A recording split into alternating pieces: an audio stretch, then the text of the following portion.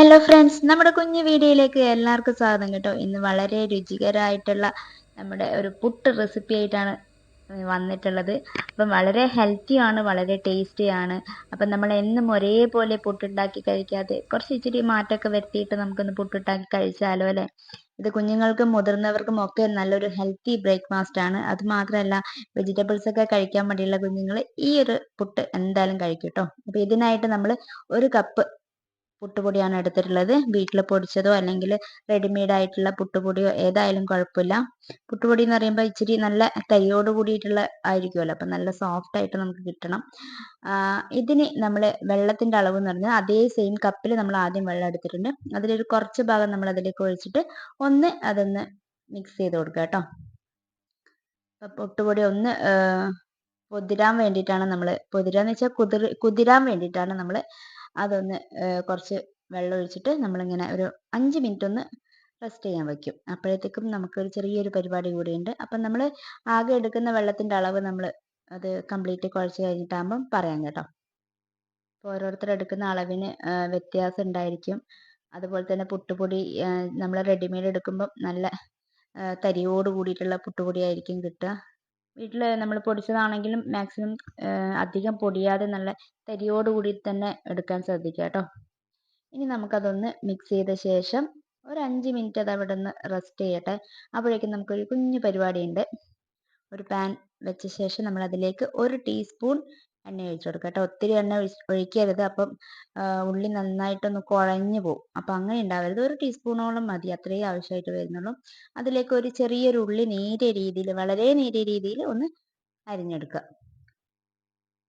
അതൊന്ന് നന്നായിട്ടൊന്ന് ഒരു മീഡിയം രീതിയിലൊന്ന് ചൂടാക്കുക കേട്ടോ.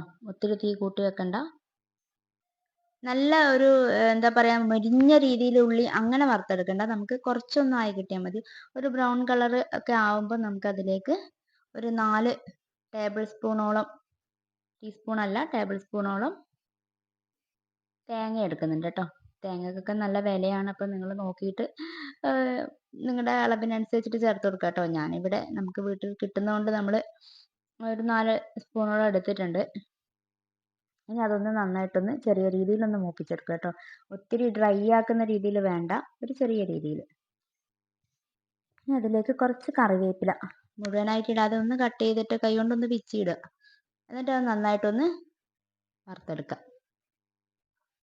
ഇപ്പം ഏകദേശം അതൊന്ന് റെഡി ആയിട്ടുണ്ട്. ഈ ഒരു പാകമാകുമ്പം മതി, ഒരു ചെറിയൊരു ബ്രൗൺ കളർ കിട്ടിയാൽ മതി, ഒത്തിരി ആവണ്ട. നേരിയ തീയിൽ തന്നെ നമ്മളതൊന്ന് ചെയ്തെടുക്കാൻ ശ്രദ്ധിക്കുക.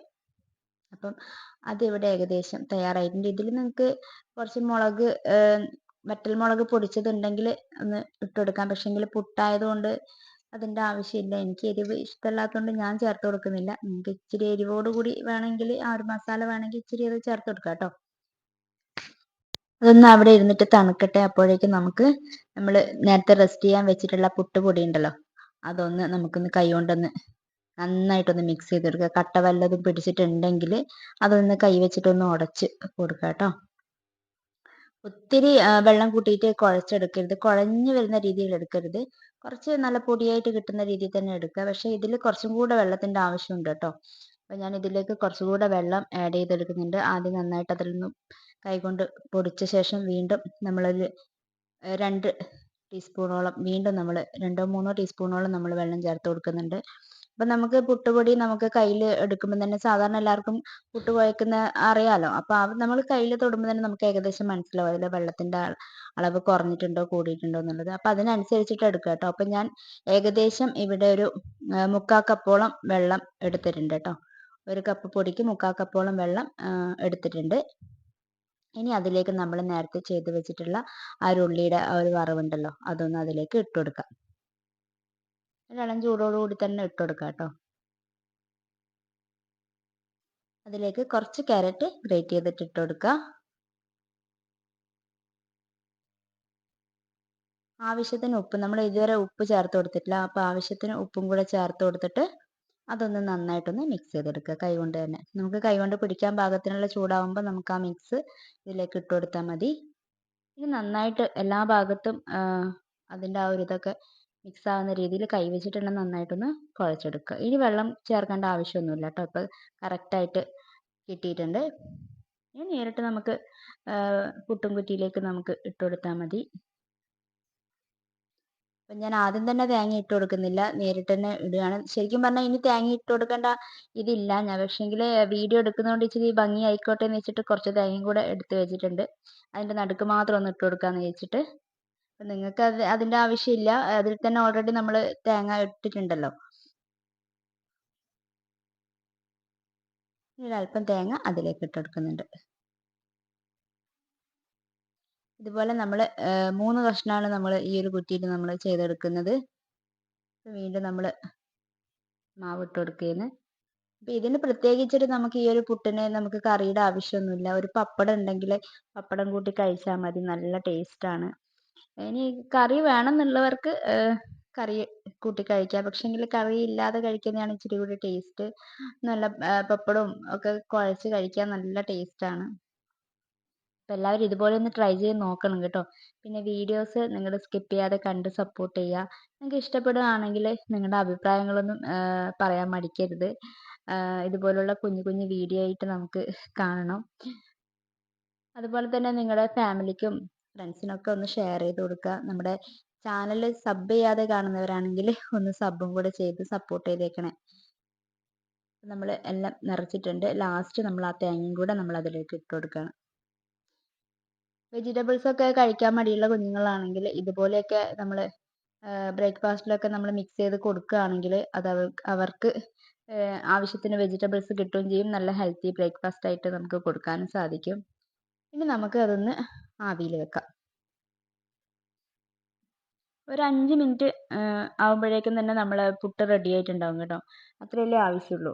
സമയമൊക്കെ അത്രയേ ആവശ്യമായിട്ട് വരുന്നുള്ളൂ. 5 മിനിറ്റ് കൊണ്ട് നമുക്ക് ആവി ഇങ്ങനെ ചടപടേ ആവി വരുന്നുണ്ട് കേട്ടോ. അപ്പം നല്ല ചൂടോടുകൂടി കഴിക്കാൻ നല്ല ടേസ്റ്റാണ്. ഇനി നമുക്ക് പാത്രത്തിലേക്ക് മാറ്റാം. ചൂടോട് തന്നെ ഞാനതൊന്ന് കുത്തിയിട്ട് എടുക്കുകയാണ്.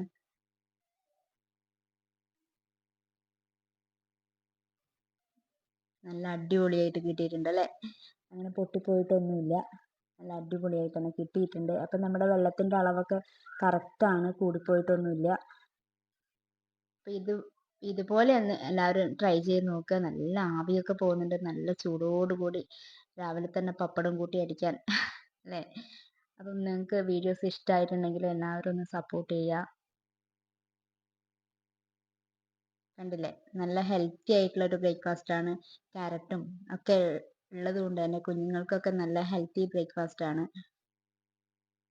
ഇതുപോലെ ഉണ്ടാക്കിയിട്ട് കഴിച്ചു നോക്കുക, അഭിപ്രായങ്ങൾ പറയുക. അപ്പോൾ പുതിയ വീഡിയോ ആയിട്ട് കാണുന്നവരെ ബൈ.